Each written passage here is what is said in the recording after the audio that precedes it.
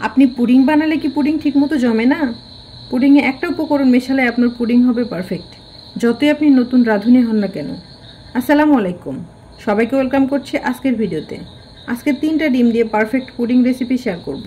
আশা করি আপনাদের কাছে ভালো লাগবে। স্কিপ না করে অবশ্যই পুরো ভিডিওটি দেখার অনুরোধ রইল।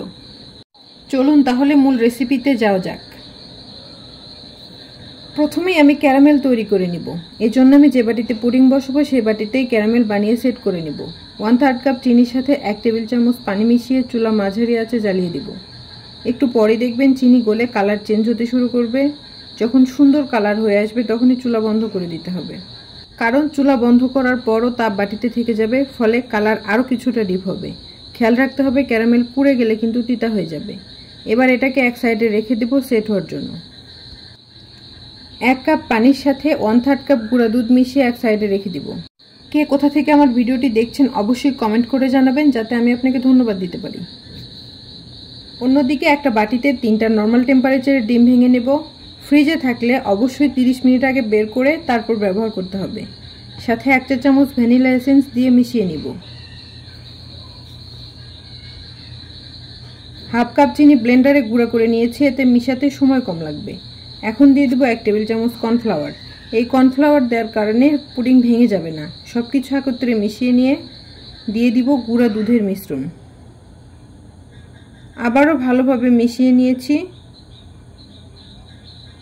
এদিকে ক্যারামেল ঠান্ডা হয়ে বাটিতে সুন্দরভাবে ছেট হয়ে গেছে।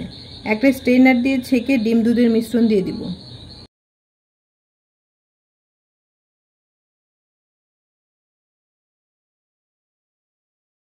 চুলায় একটা প্যান বসিয়ে কিচেন টাওয়াল বা যে কোনো পাতলা সুতি কাপড় দিয়ে স্ট্যান্ড বসিয়ে দিব। 1.5 কাপ থেকে 2 কাপ পরিমাণ গরম পানি দিয়ে পুডিংয়ের বাটি বসিয়ে ঢাকনা দিয়ে ঢেকে দিব। ঢাকনার ছিদ্র বন্ধ করে দিব। লো আঁচে রান্না হতে দিব 15 মিনিট। 15 মিনিট পর ঢাকনা উঠিয়ে টুথপিক দিয়ে চেক করে নিব। যদি টুথপিক ক্লিন না আসে তাহলে আরও 5 মিনিট রান্না করতে হবে। আমার টুথপিক ক্লিন এসেছে। এখন নামিয়ে নর্মাল টেম্পারেচারে আসলে ফ্রিজের নর্মাল চেম্বারে রেখে ঠান্ডা করে নিব। 2 ঘন্টা পর বের করে ছুরির সাহায্যে সাইডগুলো ছাড়িয়ে নিয়ে প্লেটে ঢেলে নিব।